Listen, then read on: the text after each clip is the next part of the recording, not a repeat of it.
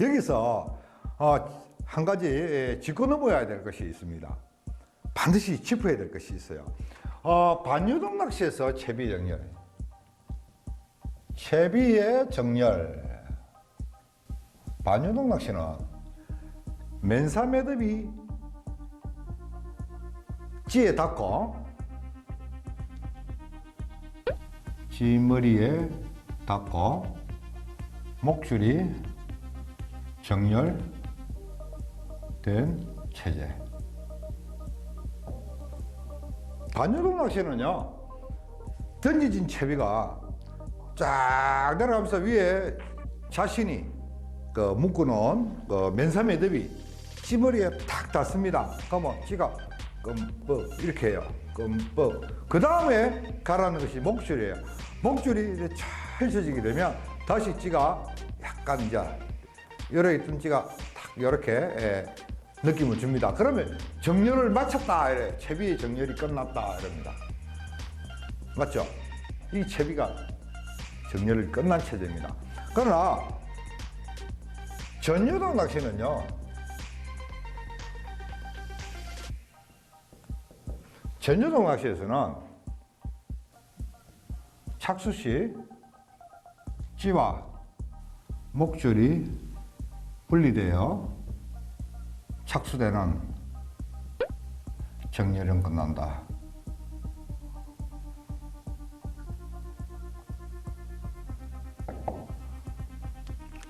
이 반유동 낚시처럼 어느 범위를 정해놓지 않은 상태이기 때문에 전유동 낚시에서 정렬이 다 될 때까지 기다린다 그러면 200m 다 내려가요. 원줄 200m. 저번에 방송을 보니까 그런 얘기를 하더라고. 채비 전유동 낚시가 얼마큼 내려줘야 되나 200m 다 내려줘야 되나 이런 얘기도 하는데, 이미 착수 시 던져진 채비가 찌와 목줄이 분리된 상태에서 그냥 이렇게 찌가 떨어지고 그 주변에 목줄이 툭 떨어지고 그건 아니에요.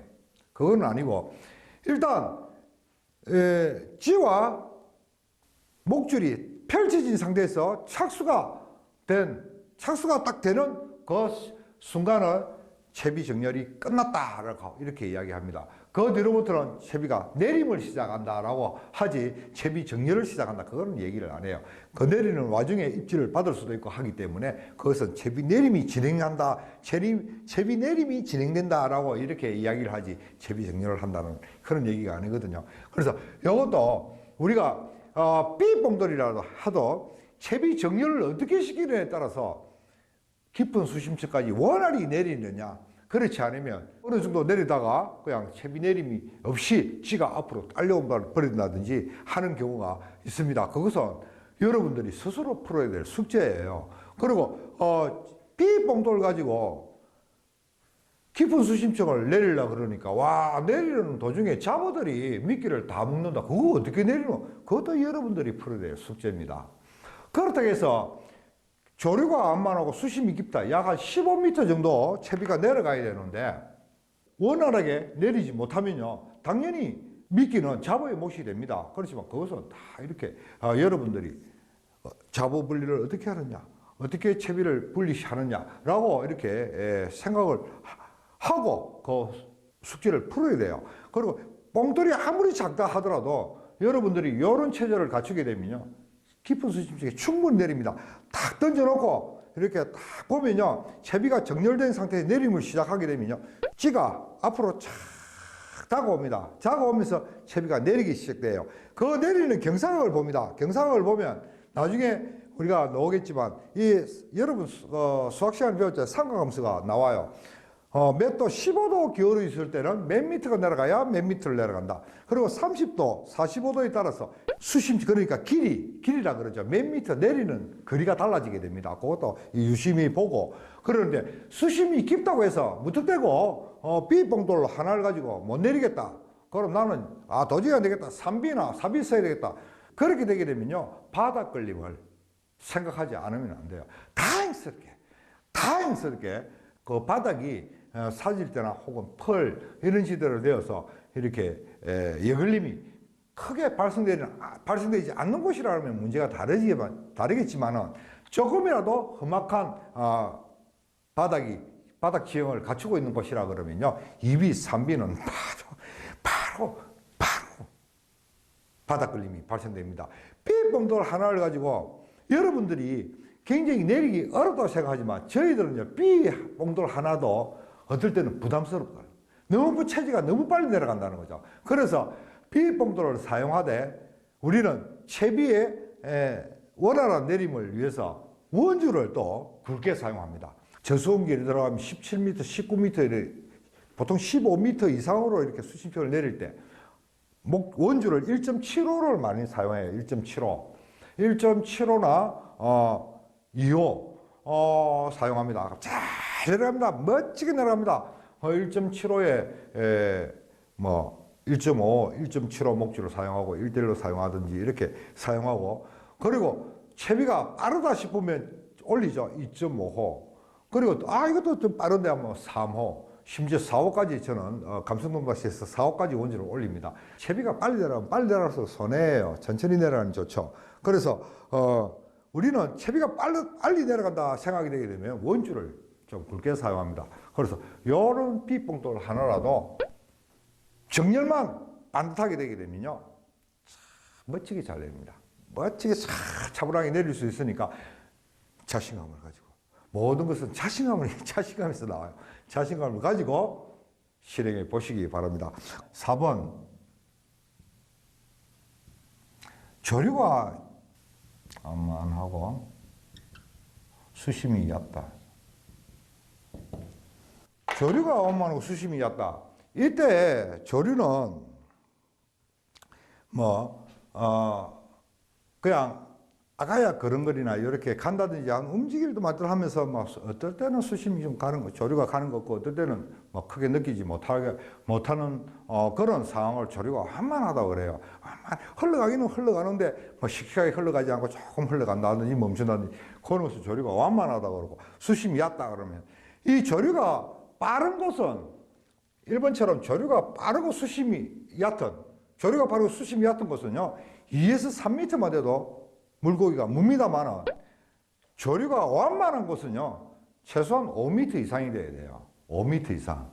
그러니까 5m 수심이 얕다 그러면 조류가 완만한 곳에서는 6m, 5에서 6m 정도 되게 되면 수심이 얕다 이렇게 합니다. 물론 4m도 해당되겠습니다. 4m도 감성돔이 낚일 수는 있습니다만 좀 어렵고, 보통 5m 정도가, 제가 감성돔 낚시를 딱 하게 되면 생자리에 가서 낚시를 할 때, 내가 한 번도 서보지 않은 갯바위 가서 내가 경험하지 않는 갯바위 포인트에서 처음으로 감성돔 낚시를 시작하게 되면 수심 6m부터 시작하거든요. 가장 감성돔 낚시가 좋은 수심이 5에서 6m입니다. 여러분들은 7에서 8m 이래 해도 사실 5에서 6m가 가장 좋아요. 왜냐 그러면요, 적정수온층보다 높기 때문에 수온 변화가 빠르게 일어납니다. 그래서 조금 기술이 있으신 분, 그러니까 테크닉이 조금 있는 분들은요, 그런 수심층을 굉장히 좋아합니다. 특히 이런 새벽이나 저녁 무렵에는요, 수심 4에서 5m 이런 데가 물고기가 상당히 잘 멉니다. 깊은 곳보다. 그러다 우리가 이 수심이 한 6, 7m밖에 나오지 않는 곳에 하루 종일 낚시했는데 잘 안 되다가 초저녁 정도, 아니요, 저녁 무렵 오후 3시, 4시 되니까 막 무는 이유가 바로 그런 거예요. 수심이 완만해서 그래요. 그게 만약에 그곳이 수심이 만약에 10m라든지 12m 하면 낮에도 입질을 합니다.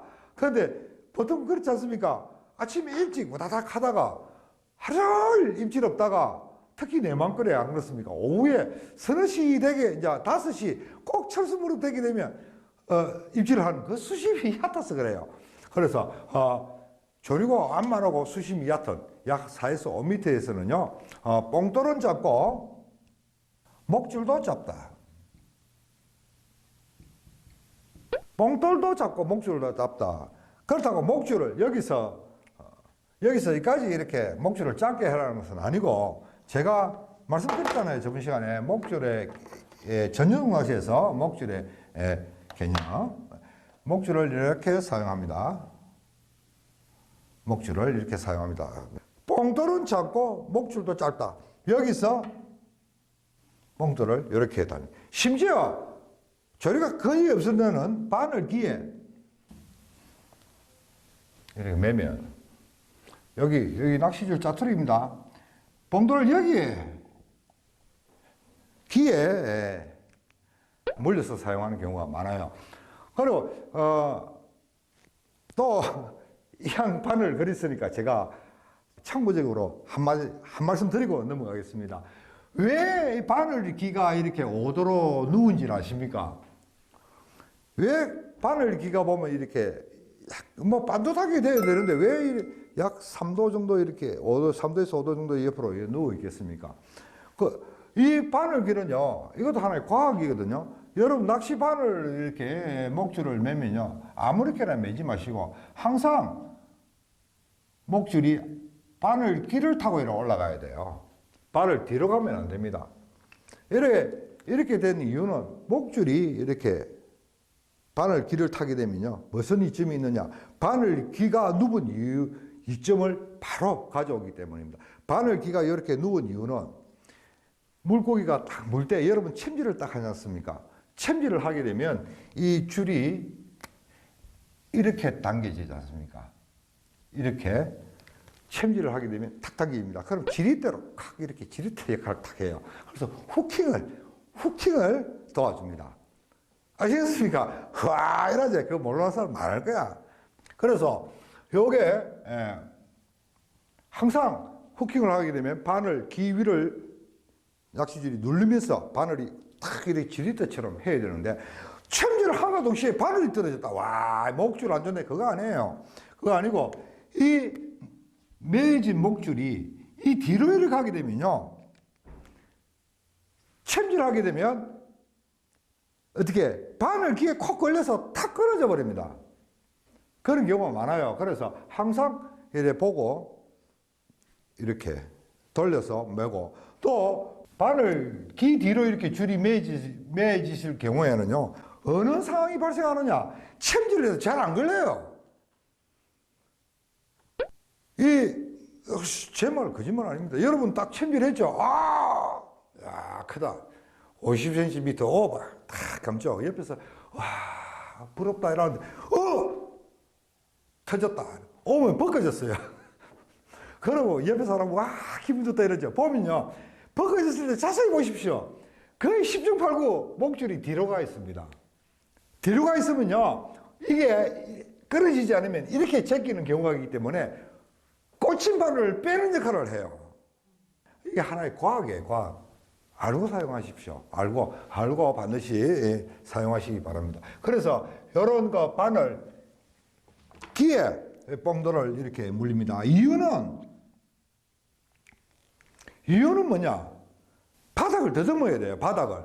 이 목줄 길이는 여기서 여기까지가 목줄을 잡다 해서 이건 아주 짧은 거겠죠. 목줄 길이가 아예 목줄에 달지 않고 바늘에 달았으니까 그냥 목줄을 사용하지 않은 거죠. 바늘에 뽕돌 달은 거죠.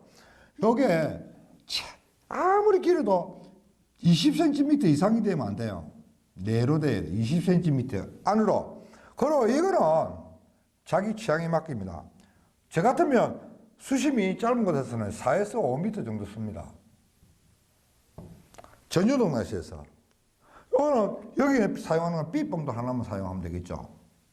그래서 이렇게 들어가면요, 수심이 얕은 곳, 그러니까 4에서 5m 정도 되게 되면 바늘이, 그러니까 미끼가 땅에 닿는 것이 느껴져요. 느껴지면 타치.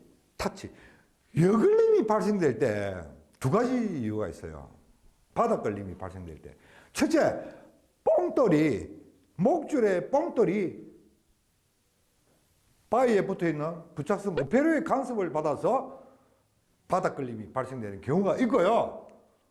두 번째는 낚시 바늘에 미끼가 없는 상태예요. 미끼가 있는 체제에서는 바닥 걸림이 되지 않습니다. 거의 되지 않아요.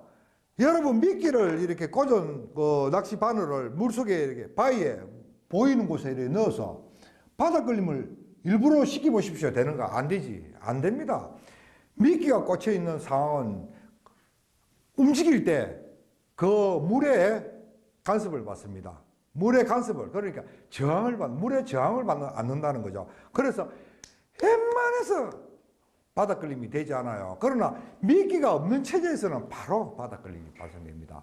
그래서 내가 바닥 걸림을, 잦은 바닥 걸림이 유발된다 싶으면요,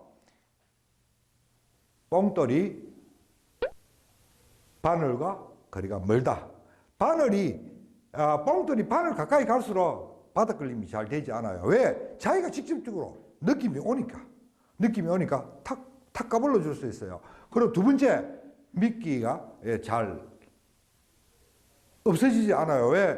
자부가 건드려도 바로 느낌이 와요. 뽕돌이 바늘에 가까이 있으니까 바로 톡톡톡 느낌이 옵니다. 그래서 작은 어신이라도 감지를 할 수 있습니다. 그래서 조류가 엄마하고 수심이 얕은 곳은요, 바닥 긁기가 이렇게 바닥을 텀석 이렇게 탁탁탁 넘어오는 체제를 갖추기 때문에 이런 뽕돌이 바늘 쪽으로 가붙어야 돼요. 그리고 저희들이 항상 이거는 채비의 구성이고, 다음에는 뭐가 있나 그러면요,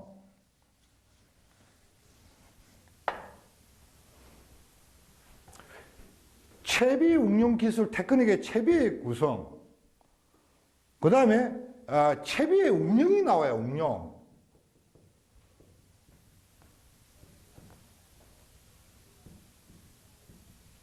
이제 바로 기술이죠. 채비의 기술. 어떻게 놀려줘야 되는가?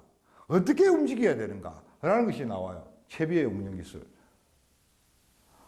이게 보게 되면 우리가 바닥 긁기를 할 때 방금 이야기했듯이 뽕돌을 바늘 가까이 달아서 바닥 긁기 하는 게 맞습니다. 맞지만 또 갯바위 가장자리나 혹은 간출료나 수중료 주변을 노릴 때는 바닥 긁기가 아니거든요. 그래서 제가 그 강의 들어가기 전에 채비 운영 기술에 대해서 먼저 말씀을 드리는 겁니다. 반드시 알아놔야 될 거예요.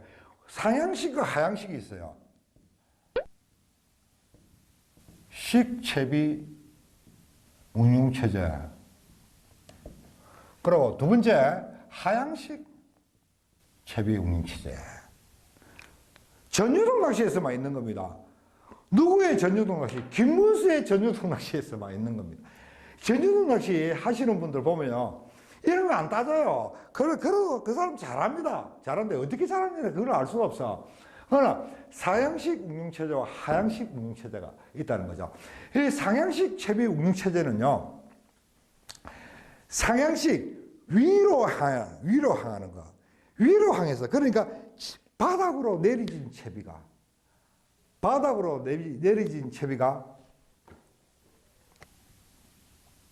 바닥까지 내려진 채비가 이렇게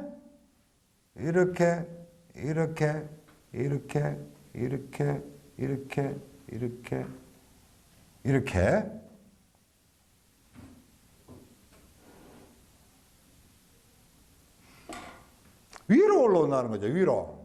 이건 갯바위입니다. 갯바위.